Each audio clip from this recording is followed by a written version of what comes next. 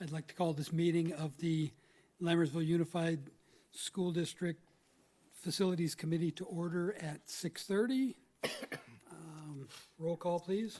David Pombo, Here. Colin Clements, Here. Alvina Kaiser, here. Jimmy LeGrand, Here.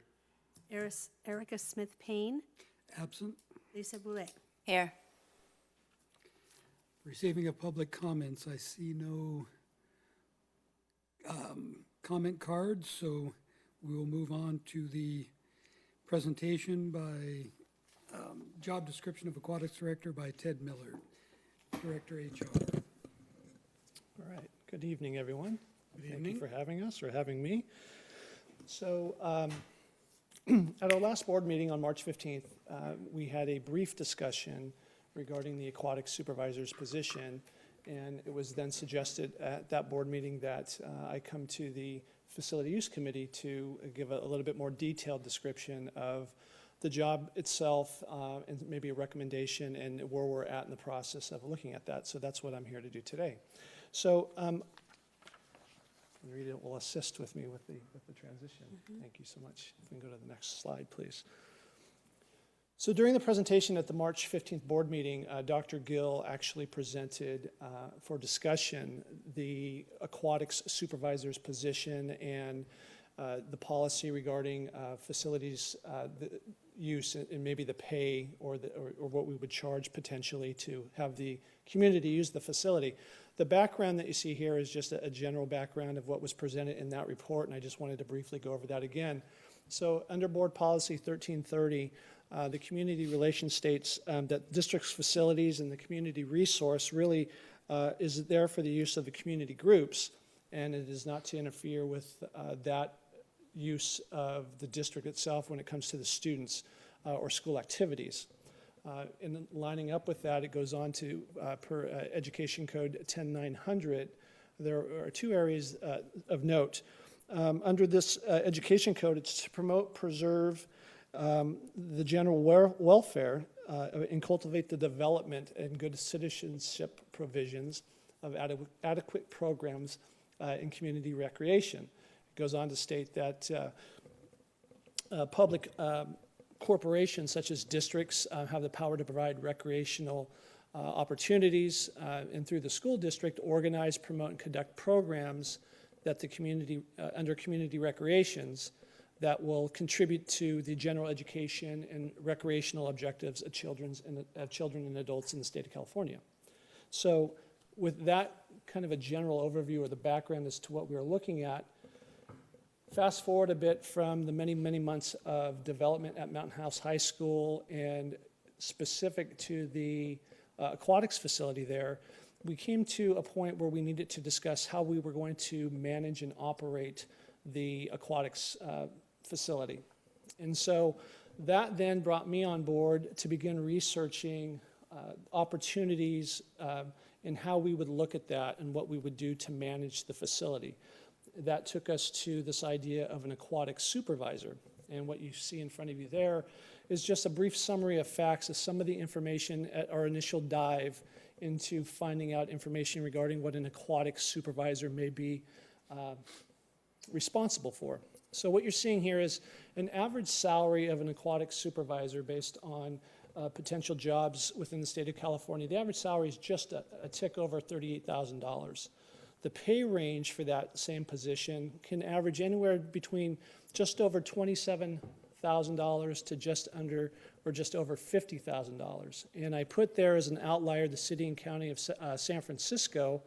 They actually have what they call a aquatics supervisor's position, and their pay range is $65,546 to just under $80,000. And really the reason why, many of the reasons why there's such a gap or a distance in the pay range is because there are so many different variables that go along with this. So number of facilities being used or overseen, a number of employees underneath the aquatic supervisor and such. That said, many of the same characteristics that can be found within all the job descriptions are what follows. So, for instance, An aquatic supervisor is someone who's going to oversee activities in the operations of a swimming facility, or in some cases a community center, and are responsible for creating, organizing, and implementing an aquatic program. So it's pretty straightforward. And those things could include swim classes, special events, and recreational swimming during the summer, for instance. An aquatic supervisor would also be someone across the board who has some sort of prior leadership experience in supervising this type of work. This is not somebody who would not necessarily have the background or the knowledge.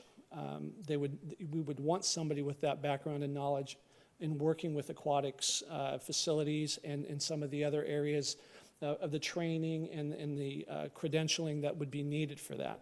And then finally, another thread that went through all of those is the idea that this aquatics supervisor most likely is somebody who has a budget that's there to maintain and operate the pool and any equipment that goes along with working with the facility.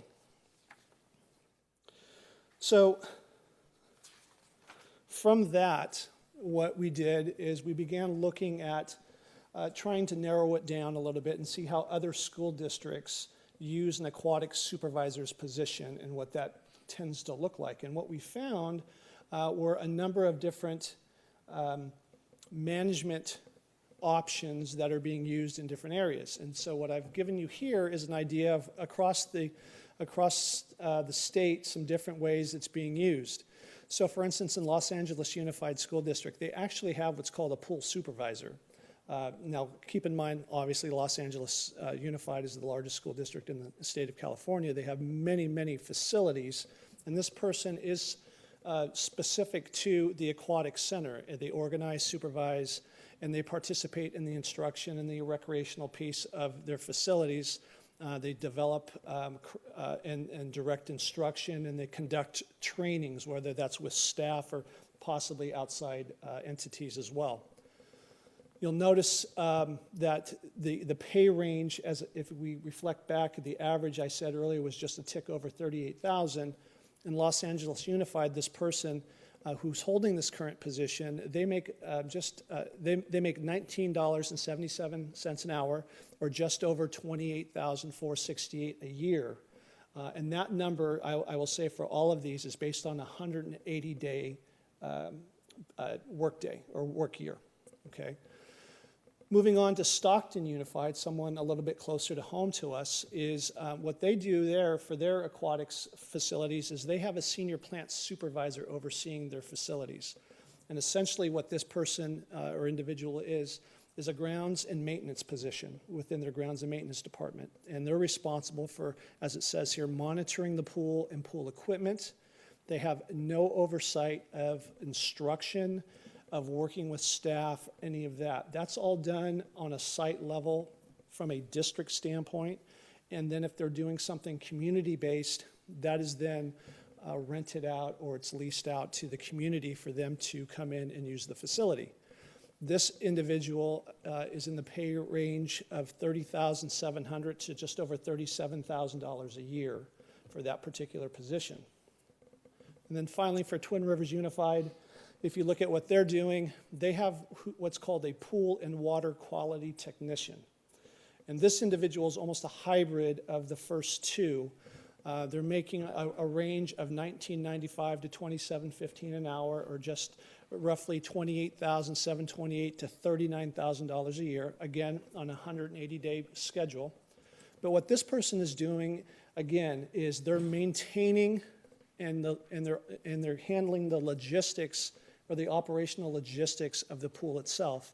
But in addition to that, they're also cooperatively working with staff, coaches, and the public to make sure the facility is being used appropriately and they're scheduling out appropriately so there's not an overlap in the use of the facilities. Students have access to the facilities when needed and so on. So that then brought us kind of down a little bit more, thinking if we were to move forward with an aquatic supervisor position, what should it look like in our district? And the question then really became, what drives this? Is it the chicken or the egg, right? It's kind of that dilemma. Do we make a job description that is going to drive what we do, or do we want to put in place something of what we envision this being and then make the job description fit that? So what you have up now in the red is very similar to the third slide that we had out, but what I've highlighted here, I think, are what we find to be the important pieces of what would be needed if, in fact, we had an aquatic supervisor. And that's somebody that's going to potentially create and organize and implement an aquatics program. It's somebody who's going to potentially supervise some staff, dependent upon how we set the program up, if the program was to be set up. And ultimately, this person would most likely have some sort of involvement in a budgetary fashion, whether it's as somebody who is recommending something or actually in charge of the budget itself. Okay? So moving forward, the question then becomes, do we really create this aquatic supervisor's position? And some of the pros and cons of creating it and then potentially not creating it at this time are listed. Obviously, some of the pros of doing this are the district control over what happens there. We would have full say in what's happening, how it's being used, who's doing what. We'd have full say in the recruitment and selection of personnel, whether it's the aquatic supervisor, potential additional staff members needed, like lifeguards, swim coaches, and such. And then we'd also be in control of preparing, executing, and supervising all aquatic-related activities. That would be some of the pros of that. Some of the cons of this is the actual management and organization of the facility.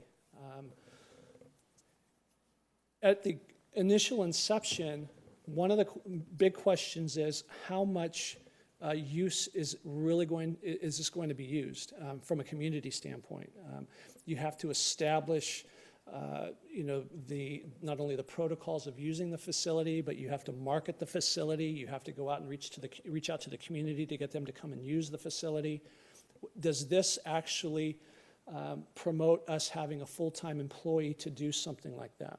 The other side of that is, if this is a full-time employee in the school district and they're working strictly with the district itself, what does that look like? Are they coaching classes? Are they coaching of extracurricular activities? Are they managing the facility? So those are some of the underlying costs as you see, the pool maintenance, lifeguards, and additional staffing. Those are all some challenges that we would probably face moving forward with this position in its current state. So again, very similar to what I just mentioned, but there's really two streams of thought here when we're looking at this. The first stream is, should this be a district employee whose primary job is working with the district staff and students in building internal programs? As I said, swim team, water polo team, physical education classes. Or is this somebody that we'd be looking at that would be managing the facility and then working alongside district staff and the programs that we offer, but really is meant to build outside programs with the community. So community swims, summer programs, overseeing seasonal workers such as lifeguards and such. So those are kind of the things that you look at with this particular position without really knowing what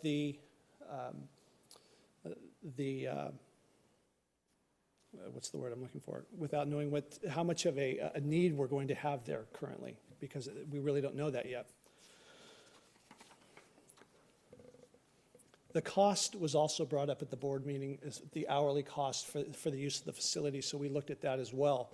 And I wanted to get a little bit more information on what some others are doing and what that looks like. So at the board meeting, in the discussion that we brought up, Lammersville, it was suggesting that we would charge $50 for every 2 hours for youth or government agency. $65 would be a 2-hour charge for nonprofit, and then an $85 or a fair market value for any other entities that don't fit within the first two categories, and that's for a 2 hours rental. And looking at Sacramento Unified School District, they're similar to us. They charge $38 for their youth or government agency. There's $70 charge for their nonprofit, and they're $95 for their fair market. In Fremont, you have a range of $28.27 to $46.91 for youth or government. And then they have $57 to just under $94 for fair market. And the reason why there's a difference here is because they have multiple facilities, and those facilities have multiple options available to them. And so based on their size and the amenities that come with those facilities, they charge a little differently. Modesto City Schools, for what they call their special fee, they charge $20 flat rate, but then in parentheses, you'll see the $16 to $24, which goes up to $36 to $44. That parenthesis amount is based on whether they're heating the pool, time of year, things like that. So there's additional fee for that. And then the direct cost, which would be similar to a fair market cost, is anywhere between $45 to $80. And again, it's dependent upon what's happening during that time. And then finally, City of Tracy, and they have a range as well. And their range is $70 to $85 for nonprofit, $95 to $110 for private use, and $105 to $120 for commercial use. Their range is based upon the number of individuals using the facility. So while the facility itself may be able to hold 500, it goes from 1 to 50 individuals. They go 50 to 75 and above 75, and that gives you a different breakdown of the cost. So if you look back at our price and what we would recommend currently for the 2-hour rate, we're roughly we're pretty average or pretty close to what everybody else that we've looked at is charging. I know that Alvina also had some information about what Tracy would be able to do for us as far as coming up with what we should charge, but that was a cost, and a very high cost to be able to do something. I think something like $14,000 to do a study for us, just to tell us how much we should charge for 2 hours. So we thought, Who was that? that's the next business I think we're Oh, going to open. was that Tracy Tracy. Unified? I believe it was No, Tracy. Tracy Unified used, they used a They consultant. I'm sorry, yeah, they used. I thought yeah. I thought you said they were offering to do that. Oh, I'm no, like, no, are no, you no, no. kidding They me? use someone that was able to figure out the numbers for them. So These rates you said for 2 hours, does that mean you get 2 hours for $85, or it's a 2-hour minimum I think it's a at 2-hour $85? minimum. it's a minimum. It would be a minimum. Correct. Yeah, yeah. And so That's the hourly rate. That's with the a 2-hour hourly rate. minimum. I was going to ask Yes. the same question. I Yes. think yeah. Yes. Thank you for the question. So with that, very quick presentation, the recommendation moving forward would be the following. So at this time, we believe placing the aquatic supervisor position on hold is our best route until we have a clear understanding of how we're going to use the facility. We would also recommend that the Maintenance and Operations Department, along with the Facility Use Committee, continue to oversee the Aquatic Center. This is very similar to how we're currently managing the stadium at Mountain House High School. It would be in the same vein. Individuals who would like to use the facility would put in a request here to facility use. It would be approved. And then from a maintenance and operations standpoint, they would be the contact for any outside agency to contact us, or the cleaning service, for instance, that we would contract with to use. They would be the contact for them. And then the bottom piece there states that, as the district and the community continue to grow, as we know it will, we would then want to reconsider putting into effect an aquatic supervisor position or something to that effect once we have a better understanding of the need, both from a community standpoint and how we're going to use the facility on a daily basis within the school district. And with that's... Was it looked at to have this position possibly be an hourly position or a stipended position that we would offer to existing teachers, swim coaches, those sorts of people? Yes, so it has been. So again, going back to can we justify, and I shouldn't, maybe justify is a strong word, but can we put something in place that would require a full-time employee? And that would be a struggle, I think, currently. So we did look at, and we have talked about the idea of maybe part-time or hourly or seasonal. Yes, that has been discussed. I think some of the challenges that we might find with that is, who would we find for somebody to come in and work, March to April, or as an example, obviously. But to the point of maybe getting say, a swim coach that's at the high school that would be willing to do this, that is a terrific idea. I think overall, I think what we're looking at, however, is as an aquatic supervisor, this would be an individual who would really be the contact for outside agencies and for district to do the scheduling, to make sure that our cleaning services are up and running, those type of day-to-day operations that we know would be there. But again, the way it's set up right now, we don't believe that we have that need to put somebody in place to oversee that, because it's just not there yet. But eventually it will be. I was thinking of some sort of a hybrid situation where the same people who the recommendation says are going to take care of the pool cleaning and the chemicals and all those things does that, and someone that's a swim teacher or some other current high school employee might be willing to take on the, training of lifeguards and coordinating lifeguards and free swim time in the, not free, but open swim time in the summertime and those sorts of things. I worry that it's going to be difficult to have any outside agency unless we had a third party, a YMCA or Boys and Girls Club, some organization like that running programs. I think it's going to be hard to rent it out and have the lifeguards and have the insurance and have all these things going. And I think the community is going to say, we're just not letting people use the pool. Well, yes, and so in some instances, that hybrid model that you mentioned, the athletic director, for instance, at the high school would be somebody who would schedule times during the day for, say, the PE classes, the master scheduling of that, and then also the athletic director, like many other sports, is in charge of the scheduling of events. So, for instance, a swim meet, a water polo match, something like that, that would all go through, potentially through our athletic director. And then, for instance, during the summer, with open time to swim, hiring of lifeguards. You're absolutely correct. You're looking at not only finding qualified individuals, but then your insurance to insure those individuals in the district for that, compared to getting a third party who does that comes in, and then for, in June and July from whatever time to whatever time, they are the managers, if you will, of the facility, and they bring in their own lifeguards and they run that, and we're just simply doing it from that. So my fear would be that if we open it up to renting and let individuals and groups and so on and so forth rent the facility, that we're not really going to save anything by not having someone taking care of that, because district staff is going to have to be validating lifeguards that these people are bringing in and checking on their insurance and all these other things that we would certainly have to require if we rented it to outside individuals. True.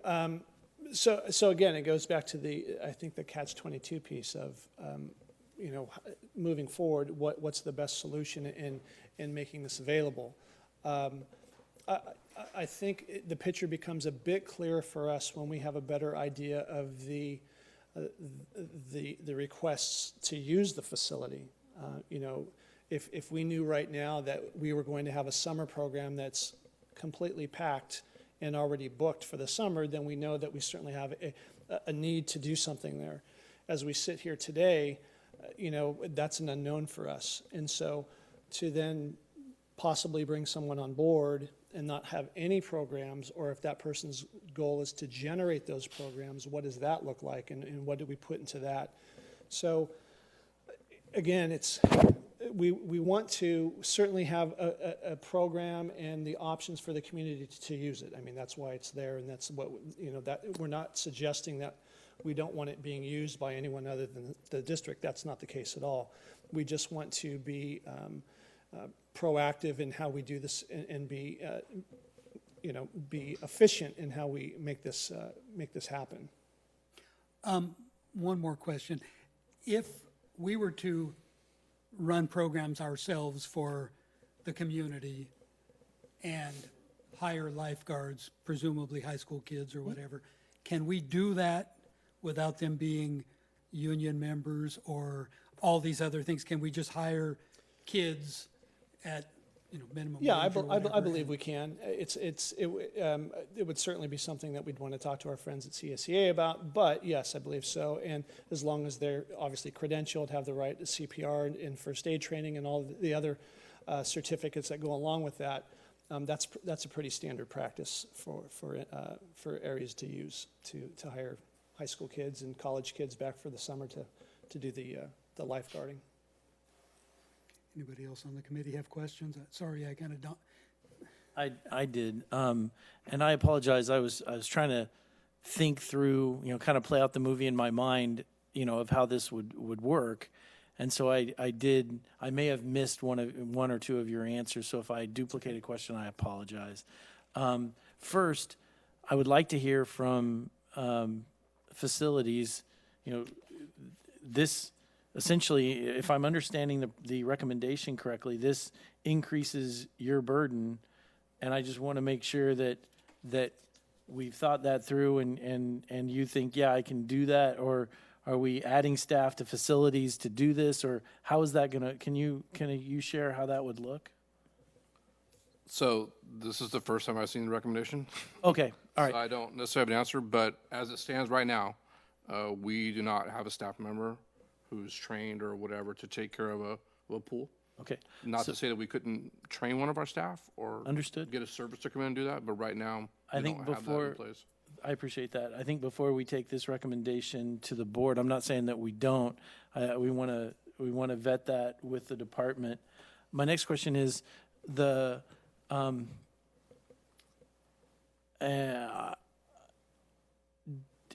is the recommendation to kind of postpone a supervisor type position because the district evaluated it and felt that was the best answer, or because they felt that the board was pushing them in that direction? Because I don't recall the conversation, and I just want to make sure that Sure. No, of course. this is kind of a 180-degree turn, or at least a 90-degree turn, and I just want to make sure if that's what you guys have evaluated, then fine. I don't recall us pushing in that direction. Yeah, and I apologize if I implied that somewhere along No, the you didn't. conversation. I'm But asking. I would say that, no, it was based off of just research and the evaluation of the current program that Okay. we come up with the recommendation that we postpone this. Had nothing to do with any recommendation Well, and that's or what the implied district, recommendation. that's what the district asked you to do, and so probably I shouldn't have even asked the question, but I was just like, I guess I was surprised at the recommendation, and I just wanted to make sure that we didn't push you in that direction. No, not We at did all. want you to I just evaluate think- it and figure out what was the best answer. No, absolutely. And I think we're just trying to be prudent while we're excited for the opportunity and for this aquatic center to open, we also want to be prudent in how we facilitate and manage it as well. And if I can go back to your first question, and maybe I can clarify this a bit more, it's not necessarily the recommendation that we put a burden on facilities to oversee this. It's more from the standpoint of we would be using third-party vendors to clean the pool, to offer other outside, say, summer programs and such. All we're asking facilities from a standpoint to do is just be Supervisory. the contact. So if the pool isn't clean, they're calling the third-party facility and saying, hey, ABC pool cleaning, could you please, we need It's like something any done other here. vendor when they have an HVAC repair. Yeah, so we're not necessarily asking Am I facilities. the only one that didn't pick up on that? No.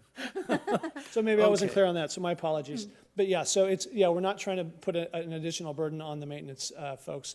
It's just, that would be the point of contact for our third party that we're using to manage the pool or operate the pool. Have there been any conversations with third-party entities as far as running programs in the summertime for the? Not that I'm aware of. I know that the local community group we've had minimal contact or conversations regarding that, but I think as we get a little closer. We know that there's probably going to be a need there or a want there, so it is something that we are aware of. But I think as we're going through the steps of this process, we're trying to be appropriate in the process and not overstep our bounds with what this might look like. I have a couple questions. What do we have currently for high school teams? I know we have a men's and women's swim team. Are we doing water polo right now?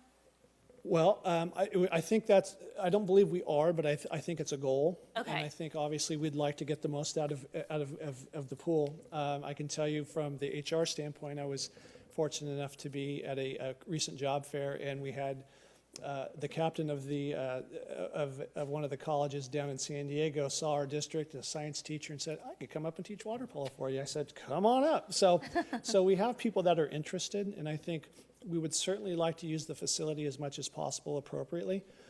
So this is just another opportunity for us to expand what we're doing in the district. Right, and that's why my question. I wanted to see currently what we are using, and we don't even have a pool open yet, so we have a swim team without a pool, so that's cool. But once the facility opens, I wanted to kind of get an idea of the immediate impact on the use, which would probably be PE, both swim teams, and if we had water polo teams. So that was one question. And then if we did hire a third-party person to run the programs, who would be the reporting authority? Facilities would manage the maintenance, but what about planning the programs? So that's a great question. So let me try to clarify that a bit more. So the third-party vendors would not necessarily be running programs within the school district or for the school district. So the swimming and the coaching and the water polo, those would all be district employees. And most likely that would go through the athletic director in the coaching and staff like that. The programs that I speak of would be the after school, the open swim, the summer programs open to the community to come and use the facility, potentially, all of those open programs. And so with those individuals, that again would be part of the recommendation. The request would come to facilities use, say, so we would like to have a swim classes in the month of June and use your facility. That would come to this body. They would then have to produce what it is they're doing, insurance, how they're going to put individuals in place, lifeguards and staffing and such, and then it would be voted on by the group whether or not to let them use it. And so from that standpoint, that is how the third-party piece would work. And then through maintenance and operation, if they are granted the use, then maintenance operation contact would be there to open the gates and make sure facilities are clean. And I think we could use a civic permit software program. We Right. would add the facility swimming pool, and we could restrict the times and dates that it's available. Right. And so they have to upload insurance, lifeguard certificates. It's just like any other facility that we have in this district. Okay. I have one more question, sorry. So if we do hire then an organization to run programs, I would like to see that there be something in whatever contract we develop with them that we can sort of end that contract at any given time, because I foresee by next summer, potentially we may have plenty of programs, or at least an interest for plenty of programs, and we may at that point want to bring on our own aquatic supervisor. So I would like to see, I hope, this is my vision, I hope it's a short time frame that we have that interim organization running programs for us, so. Absolutely. We agree. For clarification, you're not envisioning going out and hiring someone to run the programs. You're envisioning someone renting our facility Yes. and running Just in- programs. Exactly. Just initially. Yes. Yes. Yeah, it would be a renting of the facility, and they would be responsible for it. And we Okay. can see what the Okay. interest is as well this first year. Yeah. Yeah, we don't want to lease the facility to anyone and be caught up in that where, 6 months into a year lease, we would love to have it back, but yet we're under an obligation to something. That's not the suggestion. Okay. It's simply the opportunity to rent the facility out to a third party for their use, for instance, during the summer. During the school year, if weather permitting and dependent upon how we manage this, maybe after school, similar to how we use the track in the stadium, those type of things. So again, we want to retain control of what this looks like, but also have the option and the opportunities for the community to enjoy the facility as well. So if, for example, whatever entity, I don't know, I'll use it. So let's say we want to have, or the community would like to have an open swim session. A community member just can't, unless they have the insurance and pay Right, the and so facility fee, then it's not like the school's going to open up the pool for open swim Saturday Correct. mornings or something like that. So yeah, another great point. So what that would potentially look like, I'm not going to say this is what it would look like, but what it potentially could look like is we'd have a third party who we would partner with that would be in charge of open swim time.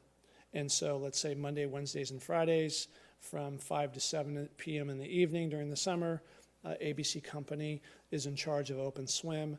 And then they would provide the lifeguards and whatever else needs to be provided. And then the community, if they want to charge a fee for that, that would all be part of it. But that would be the community's opportunity to go and use the facility during that time and open swim. And it wouldn't, it will all be standardized as far as the interaction between the district and how we're running it. But it's really going to be a third-party vendor that's going to offer opportunities. It's not going to be one of our teachers going on a Wednesday night and sending out something saying, okay, the pool's open tonight if anybody wants to come. It'll be a little bit more structured than that. One of my fears with having a third-party vendor is someone coming in from, say, Tracy and renting the pool and having, charging $2 a kid to get in or whatever, and bringing lifeguards from Tracy with them here, which is fine, except we have a lot of kids Sure. here who could use those opportunities for summer employment, and that would be one of the downfalls of having a third-party vendor.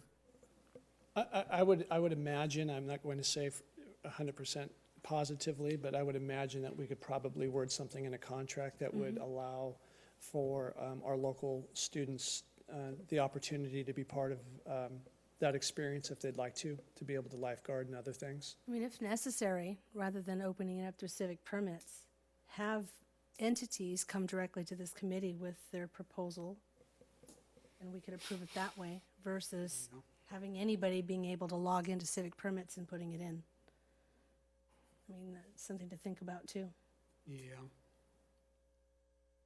Yeah, I'm not It's sure. like we do our CDC. We don't have that in civic permits. We have an individual separate agreement with them. They're not, I'm not sure exactly how we would go about soliciting vendors for that. I but- haven't heard anything from Mountain House CSD. They came No. to one of our meetings, Yeah, but they talked about it a little bit, but I haven't heard of any proposals or any ideas that they might have as far as that goes. no. And I think that also plays into a bit of the, how busy will the facility really be? I mean, nobody's approached any of us to say as soon as it opens, we want it. We haven't had anything like that. So Well, that, again, puts the mystery around putting a position in place that may or may not be utilized appropriately. Yeah, well, I fear that there is a certain number of the public who think that once the pool is done, we're going to open the gates and say, come on in and swim. Yeah. And that's not likely to happen. I would like to see the ability to have an open swim so that it is used by the public. But if we don't have the aquatic supervisor, it's going to rely on somebody making the reservation and having the insurance and supplying the lifeguards. And I do think that is going to prevent a lot of people from using the pool that would like to use it just to do laps or something. Do we see as an open, so I'm just asking this question, do we see an open swim as being free of charge for the community? Or are we going to charge an admission, or the district to charge an admission? In my experience, and again, just from my experience with open swims, there's usually a small fee. Yeah, I believe that we would have to charge, no matter who's Entry running fee. it, a fee would have to be charged because you have to have lifeguards have to be paid, and this can't be something that takes away from the district's general fund because it's not part of educating our Any of the students. fees collected for facility use are placed, as you know, they would be placed into facility account Right. for high school pool. So then the fees could be charged directly from that account with the money that's collected. I think there's definitely a consensus, at least of the committee, that there would be some sort of a nominal fee charged for open swimming. But I agree. I would like to see open swim, not 24/7. Like, so it's like. But yes, I want to see open swim. So I'm not clear on the next steps, because before we go to the board, I think we would need to know what those fees might look like from Pool Pros Incorporated or And whatever. I'm curious with the high school, and I wish I would have thought of this earlier this month, but what the high school use plans to be from their swim, through their practices. So is water pool in the fall, correct? Yeah, Then well, with regular swim team, yeah, with swim swim. team during the spring, so I think it would water be polo is in the fall. Almost year round, very close. So I'm just just depending curious upon what the use weather. of the high school. So, they're gonna use it every day after school till whatever, 5, 6 o'clock But during the summer, practice. Yeah, that's just All another in the factor spring. in all of this. I Yes. mean, we're almost building the plane as we're flying it because we really don't know exactly what the use is going to be. I But would guess that the use would be pretty limited during the school year for public use, whether it was, rentals or whatever, and probably pretty wide open in the summertime when school is not in session. Yeah. I want to ask one more question. This is something that wasn't brought up, and I have no idea if it's an option. But is there a possibility to hire a part-time aquatic supervisor until there's a need for a full-time? That's certainly an option. I won't say no to it. It's just a matter of, finding that individual that would meet all the qualifications and then determining what really part-time looks like. Is part-time part of the year when the weather is good? Is it every day during the year at certain times dependent upon how we're using the facility? Those are kind of the questions, I suppose, that we need to get a little bit more information on. It would be an option, certainly.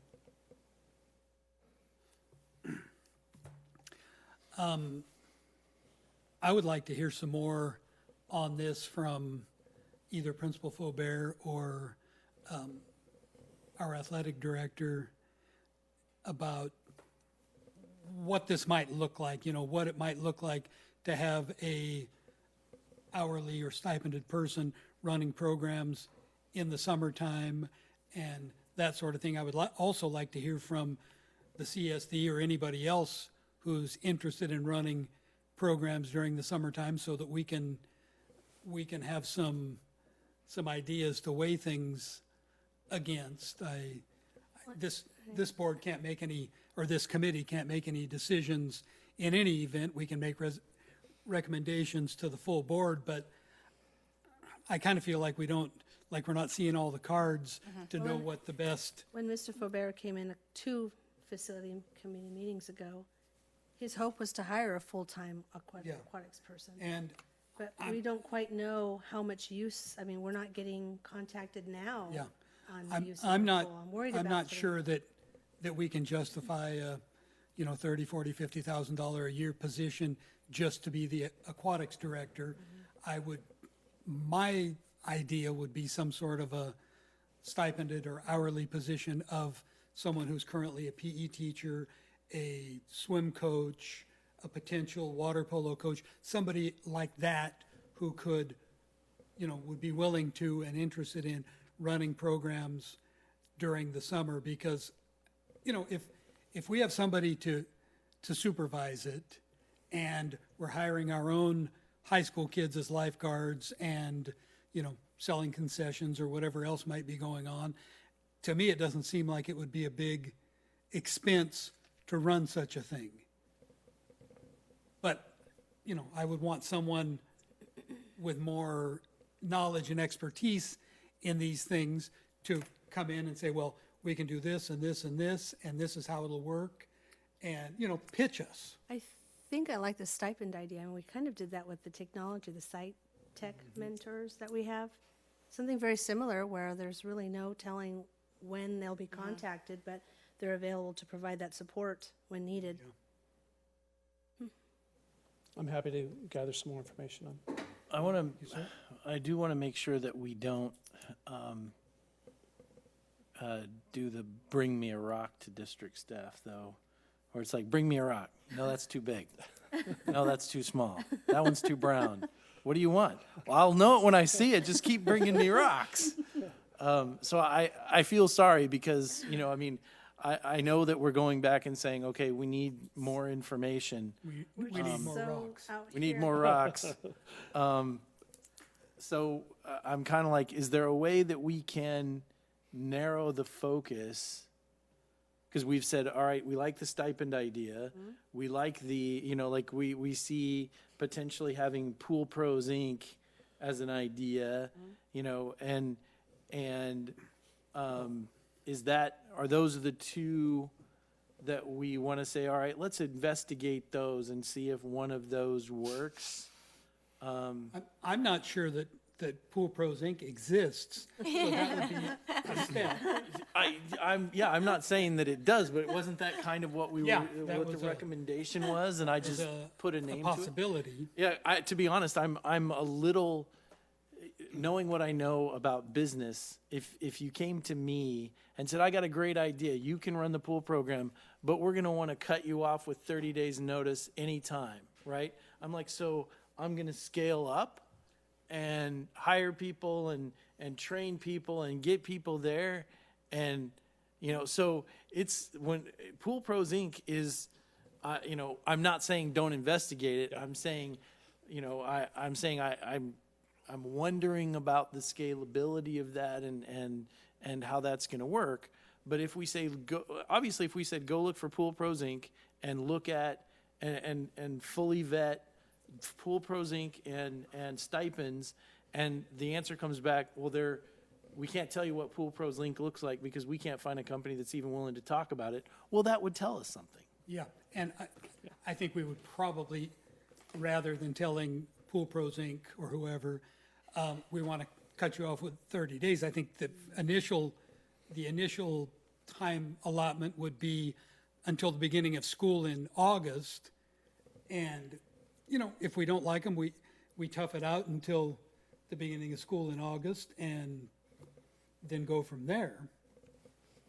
By the way, I do not know if Pool Pros Inc. exists. This is not a Started to Paid write it down. advertisement? Wait, this is not a paid advertisement. I am not endorsing Pool Pros Inc. The gentleman from Pool Pros Inc. will be upset to find that out. So if I could chime in. Certainly.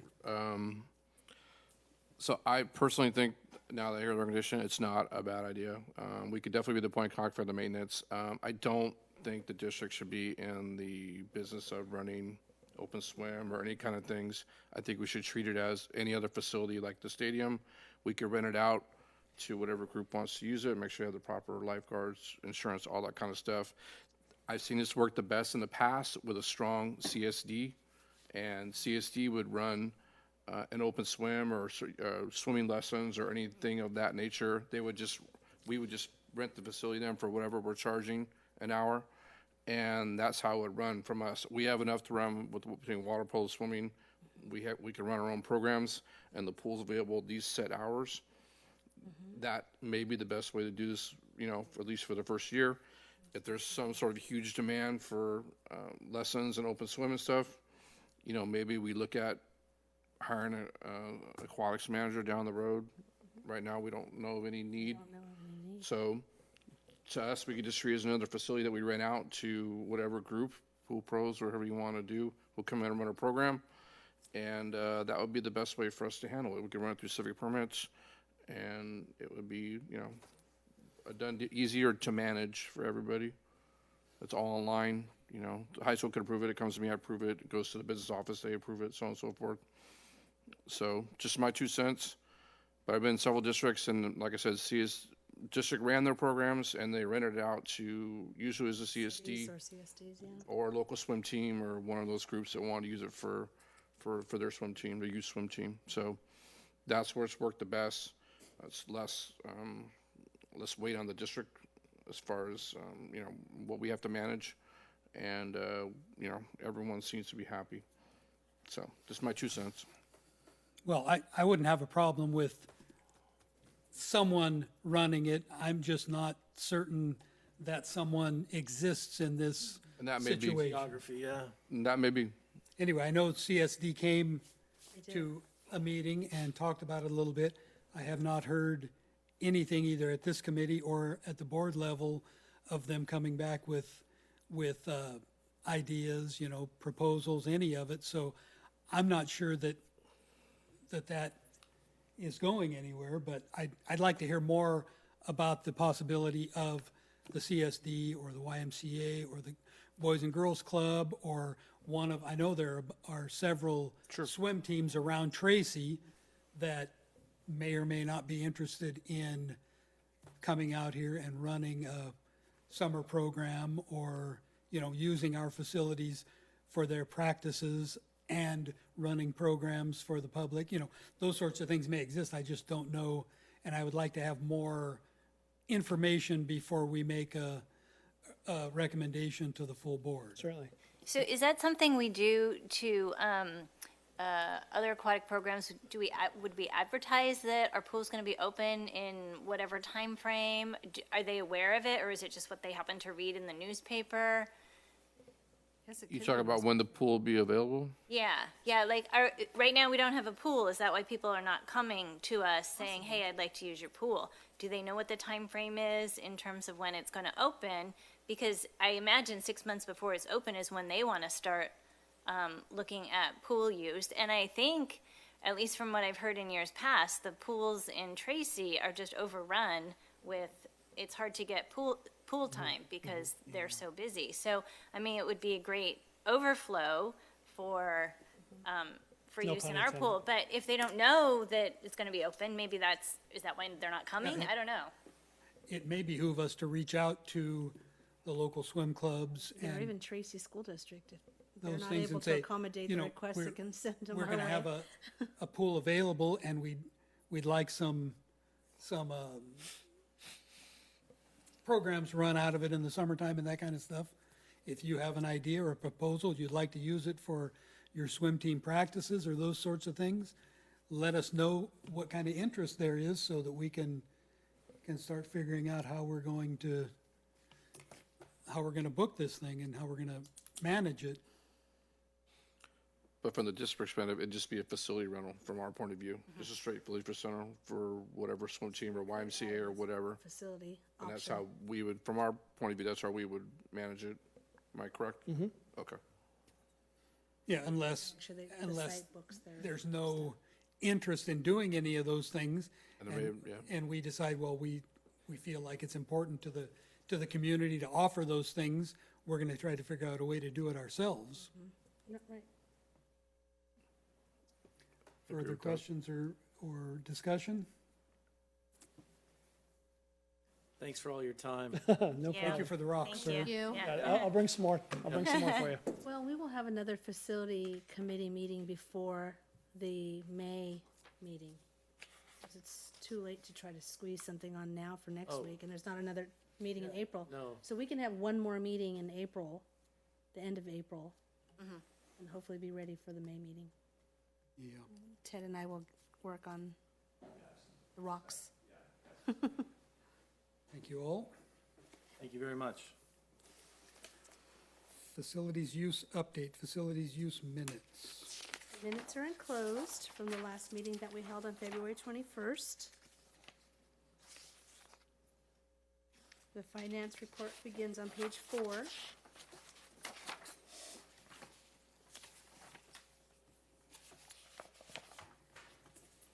As you see, we would, of course, once we add the pool, we would add high school, probably code 9016, room pool, and then we could show collections and expenses in here when that starts. Do you have any questions on that finance report? And pages 5 through 11 are our facility use. Again, it's always after school lets out, up through, just to kind of come down around 9 p.m. Multi-purpose rooms, of course, have the most use. And Rita continues to put in the number of hours by tier. She adds those little boxes on each chart. And as you see, we now have tier 1A showing up with hours. I don't think we have enough tiers. We need to add like, We 8 or used to 9 have more. quite a few before. We actually brought it down to the 4 when we began this new facility handbook.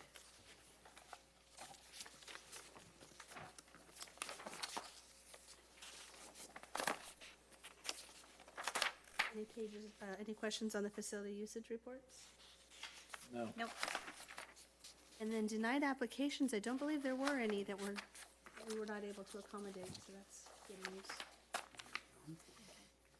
And then there were no reimbursements to organizations beyond maybe a security deposit or something. Due to rains, there were some adjustments done, but no reimbursements. Moving Kind of on, settling down a bit, sort of. I'll wait for Jimmy to speak on some items later. item 6A1, high school swimming pool. Are we I think we've exhausted that exhausted discussion? that one. Ted, more info? Item 2, high school tennis courts, draft fees. So I had Rita put some costs together comparing some other locations. Of course, once we add tennis courts, the athletic director will need to book the use of the tennis courts for them, but we have not added it as an option for an outside organization to use yet until we establish these rates. So I thought we would bring this forward for discussion. I don't know if we want to create an amendment yet for the handbook based on these rates. To your knowledge, we have not had any requests to rent the No, tennis courts. No. Tier 1 school is requesting. just a school. Oh, So we have kept it for internal use. And then we can keep it that way for a while. We could always open it up later to outside organizations. We haven't received any. probably wouldn't hurt to set fees even if we're not opening it up, and then when we do decide, we'll be ready. So these examples, these are hourly fees? Yes, Okay. and of course, a minimum, usually we always have a minimum of 2 hours. That's a lot of tennis. I know, right? I'd be exhausted. Although it doesn't look like Tracy does that. I don't see the minimum 2 hours on there for Tracy. I know I used to live across the street from a school that had tennis courts, and I rarely saw them used. I sometimes saw just a parent, out there with their spouse playing tennis, but it was very rarely used. And of course, Central Park has several tennis courts available there free of charge, I believe. I find it amazing that the per hour fair market value rental of the tennis courts is almost as high as the swimming pool. That's true. But it's cheaper in Pleasanton. Yeah. So does anyone have any recommendations on rates?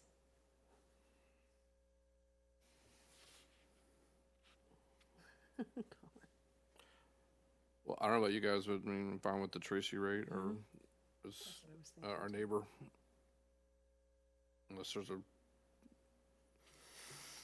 I think, Antique is pretty proud of their facilities there. Yeah. I'm fine with the Tracy rate, and yeah. it's supportable because they are next door, and we can revisit it later if we need to. Yeah, Okay. that seems reasonable. I'm kind of in the opinion we should keep it not available to the public till, at least till summertime. And look at it again then. So should I just bring it forward in the June handbook. That's just my opinion, you guys can say what you want. June will be when we adopt the full handbook, so we can add it in at that time, rather than doing an amendment and then, since Yeah, we're I not think gonna that open would it be, yet. I think that would be fine. I don't think there's any big hurry to, Okay, and if somebody comes to us and says, we want to do a tennis tournament, then they can know, apply and we can yeah. approve it outside. Okay. Outside, we Okay. can do exceptions. Okay. That's right. Okay, That's my feeling on just about sounds good. everything. Thank you.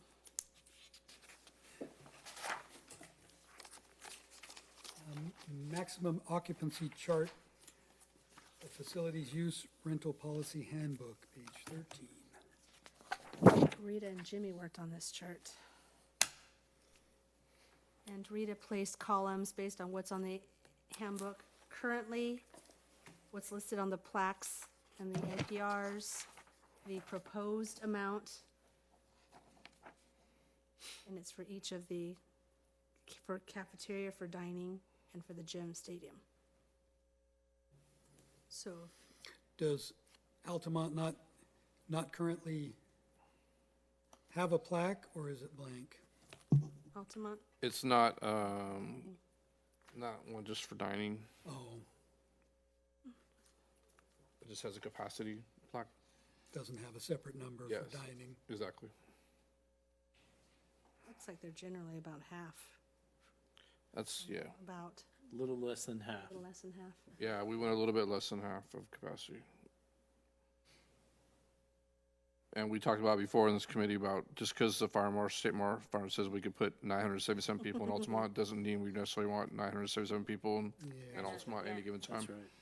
So, So if we accept these proposed maximum occupancies for rentals, and somebody at Wickland has 410 people, we have We to tell call them. the sheriff. No, I mean, and they tell us, we want 410 people. We say no because it's beyond the max, or we say we can take it under advisement, or how does that work? I don't Yeah. know that we've faced that yet, but that's a good question to ask in advance. I'm sure we right could, now we would say no. It exceeds the max. Well, right now it's 200, but I mean, that's, yeah, we would say it exceeds. This would give it a little Have we wiggle ever room had of an, 10%. have we ever had an event that was more than 400 people? Yeah.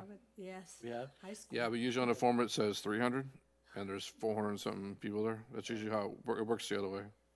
That's usually what happens. Yeah, good point. That's usually Never what- mind. That's They're usually what just they gonna do. say, oh yeah, it's 400. They're never gonna say, Yeah. well, it's slightly bigger. Yeah, good They point. never put 6 and mind. there's 300. No, it's the other way around. Never mind. So does this not apply to the schools themselves? Because if you have a whole student body in a multipurpose room, they're going to This exceed is for these. facilities use. Or outside, just for outside groups. outside Okay. rental. Okay. Yeah. I mean, these are proposed. If you feel that some of them can change a little bit, we could do that. I'll just make these changes again in the June handbook.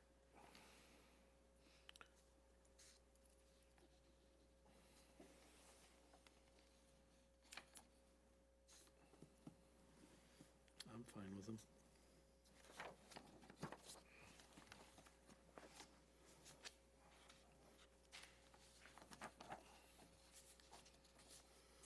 Yeah, I think Proposed. they look fine. Put those in the June, rather than bringing all these multiple sets for board approval. Okay.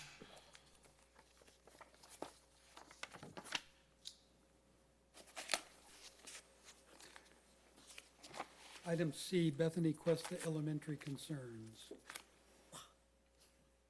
So there was an incident on the 18th. Let's see, 18th? Yeah. There was an incident at Cuesta on a weekend event. It was an outside rental. It was a tier 3 group. The custodian found several boxes, empty boxes of beer and bottles of cognac or Hennessy, something like that, empty bottles by the dumpster in the parking lot, stuff like that. Took pictures, and I contacted the group, user group. Of course, the lady in charge didn't know anything about it, and then but I want to bring it to your attention that happened. Of course, we can always note if we want to not allow them to use the facilities in the future as well. And so the group is listed on the front page? Yes. To you, yes.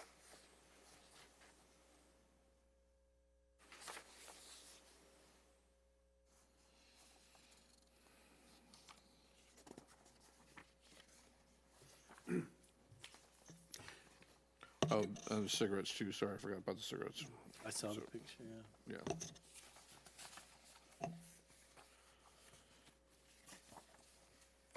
Pack of cigarettes, they could have fallen out of somebody's pocket, so. Yeah. I don't No. think the cases at Heineken probably couldn't have followed. some Yeah, pocket, that's the thing that concerns me. And, I mean, there is no question that at this point, alcohol is not allowed on the campus. Where were these items found? but in the parking lot and by the dumpster behind the kitchen at Cuesta.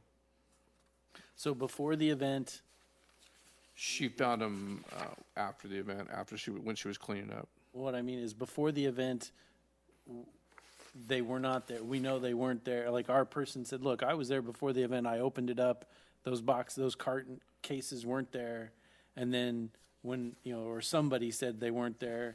And then afterwards, Well, the They lady, found it. the latest email to said that she didn't know they brought them in. She says her guests brought them as gifts for their event and didn't see it till after the fact.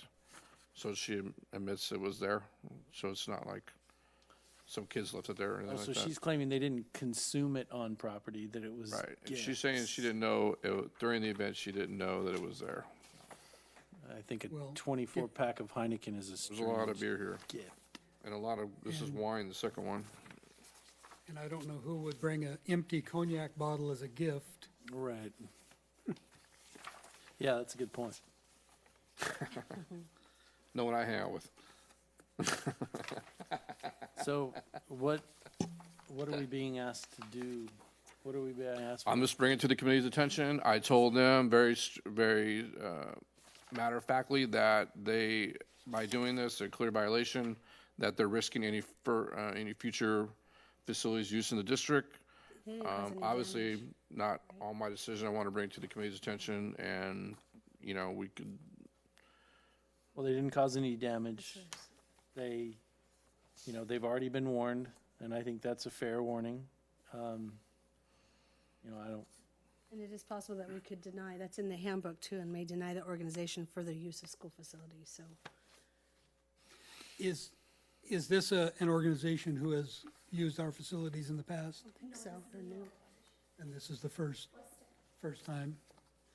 And do we have reason to believe they will be regular users, or is this an annual thing, or they may use it again and they may not? Do we have any I don't know. inclination? prayer service because it said service and songs, so Seemed religious. Jimmy I Buffett wasn't, is I wasn't service very, and I song, wasn't but- very friendly, so they may not be back. I mean, for sure. Do we keep records on organizations that we have a little trouble with? We do. Okay. Yes, we So, do. okay, so And this will, obviously, this yeah. documentation we keep. okay. So, I mean, I'm just bringing it to you guys' attention, so if you Sites guys also remember. recall now when they go to approve, well, I'm not sure I want this organization on my site, so. Okay. Yeah, I don't know, I'm not, go ahead. I think we flag the organization, and if they do a request in the future, we look at it at the time and tell them yay or nay. Fair enough.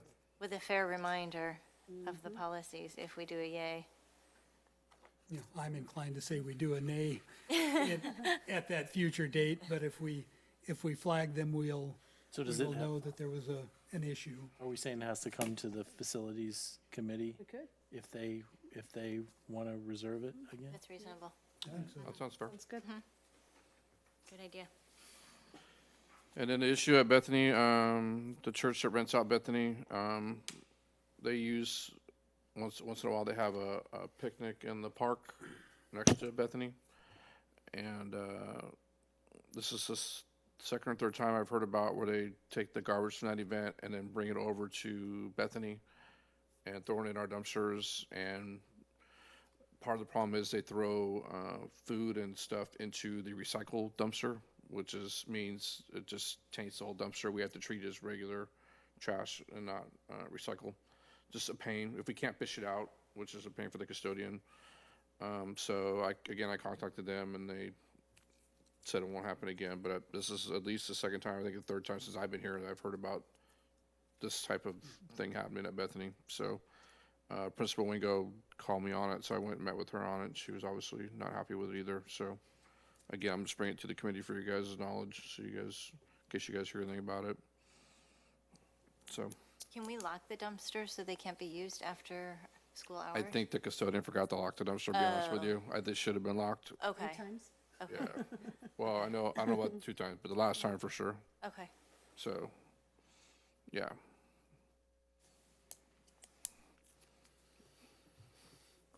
So that's it for those. What about the fields? Was it an entity who wanted to do something with the fields?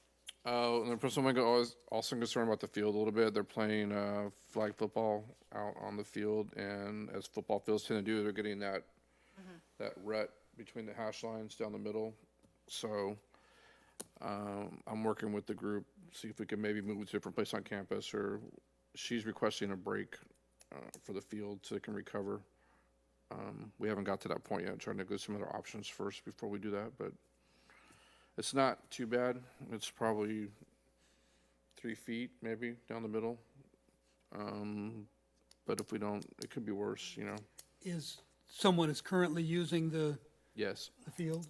yes, Is it the Mountain House Flag Football adults Yes. or? yeah. I think she told me it's adult and kids out there, so.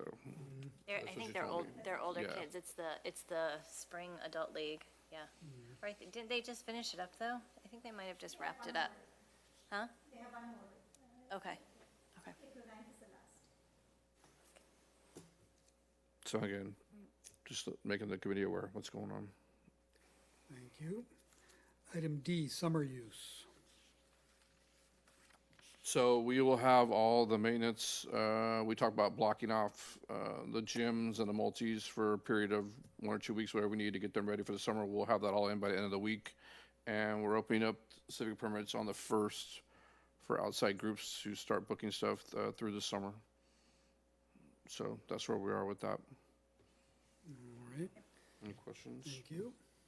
No, pretty straightforward.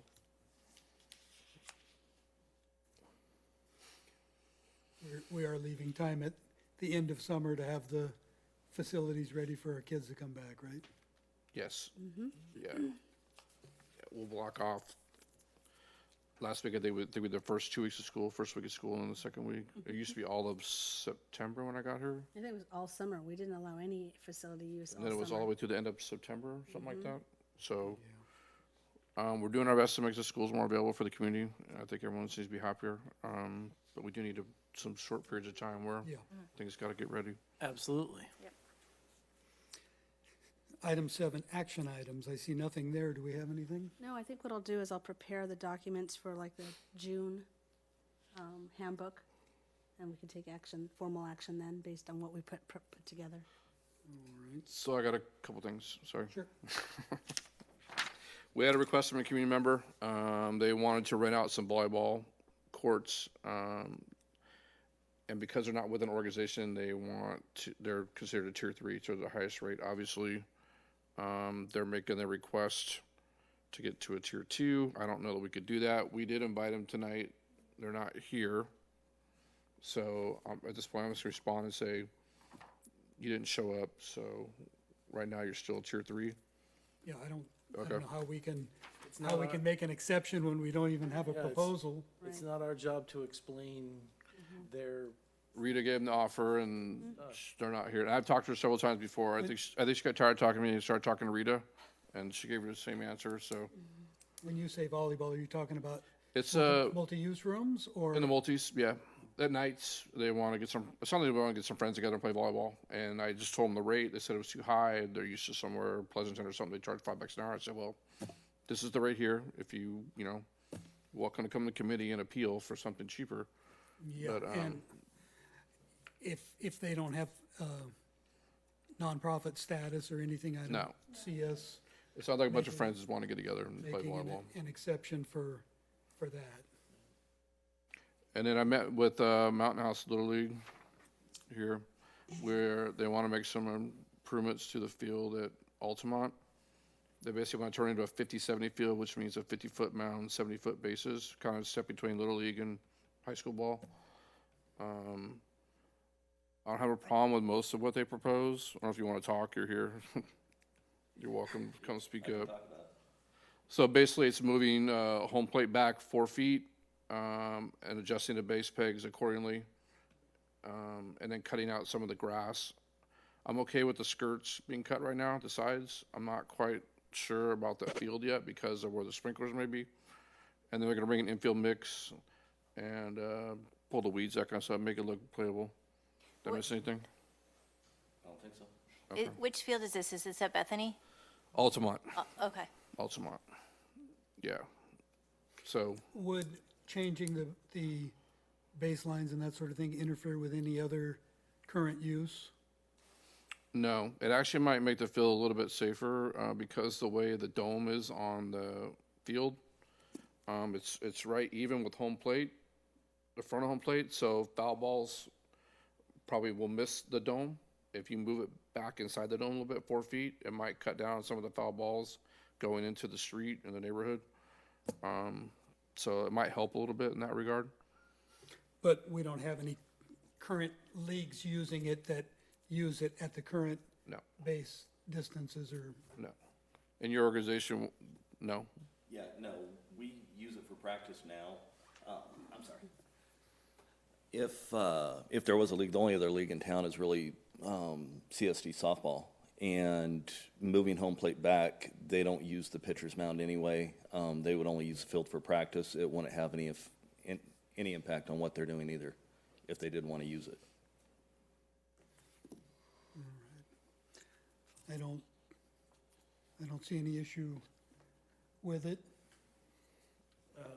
I don't know, is this something that we can do, or is this something we take to the board? I'm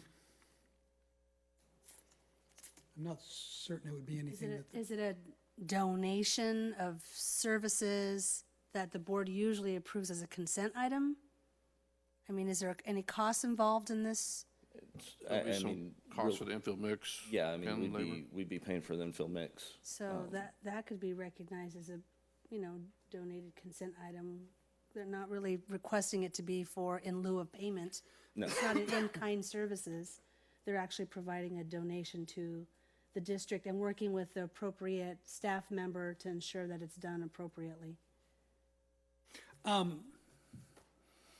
perhaps we should ask for input, or maybe you already did, from the site as far as any issues they might have with changing the facility on their site. I don't foresee anything, but Right. I've done some of that, but I'll double check with Mr. Yeager. When were you hoping to get started with? A month ago. Really? I was just realizing baseball season, it's already like 25% into it, right? Yeah, as soon as possible. Our 50-70 league will be playing. They're playing 35 games this season, so they'll be playing for some time. They currently don't have a field here, so their home games right now are going to Tracy. This field really would be more for practice right now until it's to the point where, you know, it's playable to invite other teams to. But we are looking at drastically improving that field. So, and in the past, even before usage fees, we've always maintained CSD fields, school fields. We've put a lot of work into them. We're just looking at making this one viable for 50-70. I remember how much work I personally spent Absolutely. at Bethany. That was a freaking gravel pit. My attitude is that, you know, I'm okay with it if the district is okay with it. I kind of feel like this is a board, you know, like the board should be aware because we're modifying facilities. Maybe, you know, I brought up the last board meeting, I was gonna meet with Little League, and as part of my report, I could do it next board meeting, or if you want something more can- formal. Alvina, if you would bring it up with Kirk and see if he thinks it should be on the agenda at the next board meeting, and if so, where it should be, if it should be a consent item. Or an action. Or action That's next item. How much are we thinking that this could potentially provide to the district, money-wise, cost-wise? How much is it donating to the district? As far as the mix goes, I mean, we'd be putting in new base pegs and things. We honestly set aside a couple $1,000s to do it. I don't know that it will cost that much. Because it's kind at of the a end of the day. donation, like a bench, something very similar. You're adding something to the site, making sure that it's appropriately placed. I'll check with them.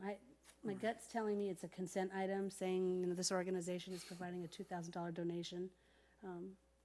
As long as, you know, Jimmy speaks with Mr. Yeager and they're all on the same page, just as any other donation being provided to a school site. Yeah. So, Fair enough? Yep. I'll check with him tomorrow. Maybe we can Thank you. squeeze it on the next agenda. thanks for waiting. Sorry you had to stick around the whole time. That's all right. I'm having a ball. It was enthralling, wasn't it? Future topics, future agenda topics and meeting date. Obviously, the swimming pool, continue returning. I'll bring forward a draft handbook, just so you can kind of see a full one in the works, adding the other amendments to it, but it'll strictly be for us now until we're ready to send it to the board in June. I think it's the second board meeting in June that the handbook gets approved. So I have either a question or comment or a future agenda item, I'm not sure what it would be, regarding the civic permit application. Yes. And people that are using it to reserve a room or field or whatever. Someone came to me and asked me to bring it up at one of these meetings, because once they do reserve it, if they change their mind, they don't have the option of deleting it, nor does the facility. It has to come through the district, which seems like a very cumbersome process. So they were wondering if there's a mechanism that can be streamlined. If they don't want the multipurpose room, can they delete it and then it frees it up for someone else? So I don't know if that's a future agenda item or we can talk about it here. I don't know I'm how that looking works. to read it because she normally deals directly with the software company. Once they apply and the application is in and it's still a pending site review, the organization can still cancel it. But once it's checked by the site and pushed forward, then they cannot do anything. Right, so then, They have to send an email to me. okay. So So they can't just delete it on their own. And I guess, I mean, to me, it would seem easy for them to do that, which would then free up more facilities. If they need to take the time to get it to you, if you're not in the office, or it takes time for you to delete it. But what happens is once the principal has approved it from the school side, they have already organized for the custodial staff. So then somebody has to notify the staff also that they are canceling. So if they cancel on their own, I don't think so the principal will go back every day and check. See what's what's been canceled. canceled. I think it's a good idea, but the problem that I have with that as an idea is one member of the organization cancels honestly believing that the organization isn't going to use it, and then the organization finds out that they are going to use it, and then it's we didn't cancel it, right? We actually had a And- fiasco with an organization that was not making payment, being reminded, given plenty of opportunities to make the payment, and then they didn't make it, so it was canceled. Then they made the payment.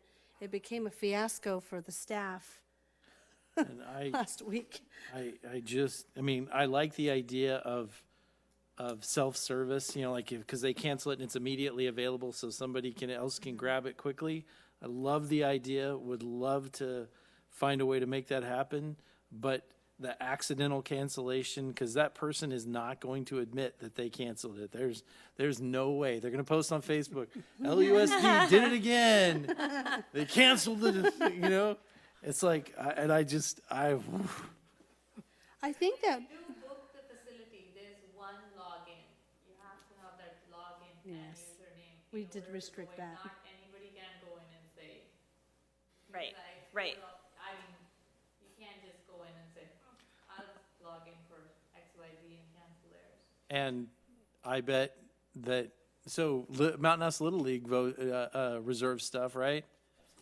Does only one person have the access codes? I would doubt that. I don't have it, but I would imagine there's others. That's my fear, is once it's approved, I think we need to keep it on there until we are sure that we have something that says the organization wants to cancel it, because Which right now we get via email.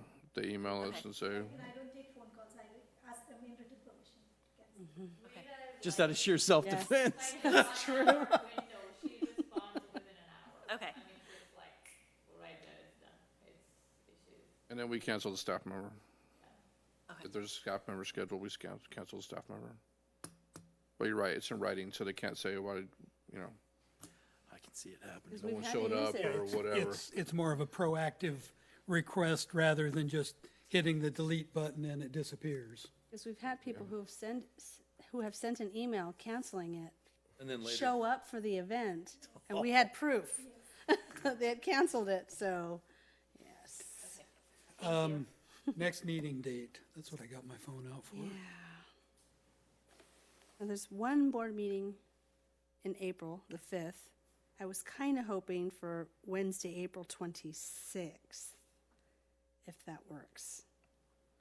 Only because I have a bad habit of always scheduling them on my son's ortho appointments, and I drive to Stockton and have to drive back. Are we working on your schedule now, or? I'm asking. I'm asking. I don't have a problem with the 26th. it's fine with me. I'm fine with it. All right. You got your There. way. You got your way. Well, it should be fine.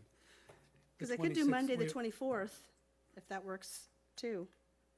The 26th should be fine, because typically I meet with superintendent to set the agenda for the board meeting on the Thursday prior, so that perfect. would be the next day. 20, okay, then it would work. Good. So everybody's good with the 26th? I may have just invited all of you guys to a meeting. On what day? 'Cause On I the put an 26th, or- appointment in on the 26th, and it's telling me I have 2 conflicts. I think I did. I think I invited Ben and Alvina and Jimmy LeGrand and Dave Pombo and Eric Let me see. and Corey Strock. He used to be on. No, I don't have an invite. Good, because I'm not trying to add anything to anyone else's calendar. I just wanted it on mine. Oh, wait, something just came in. Invitation from Colin Clemens. It just came in. Thanks. That is sorry. Accept. I'm gonna decline, Colin, so. I was really just trying to add the. Thank you. Well, I have to get it to Lisa's. I'll do that right now. Oh, so Corey's gonna be at the next one. He just got invited to the next one.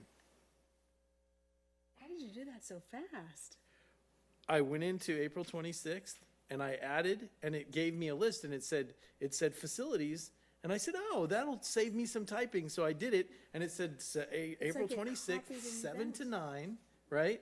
And I said, oh, that's great. And I hit It's then I 6:30 though. save. Did you send it to me? 6. It Well, said we did 7. the dinner at the 6, but So now I gotta edit it anyway. I apologize. because I usually have Rita send out those invites. Oh yeah, you have 7 and 9. It should say 6:30 or 6. The 6. Okay. Are we done? Yes. Do you We have are something adjourned to share? at No? 7:57. Thank you all for coming. Thank you.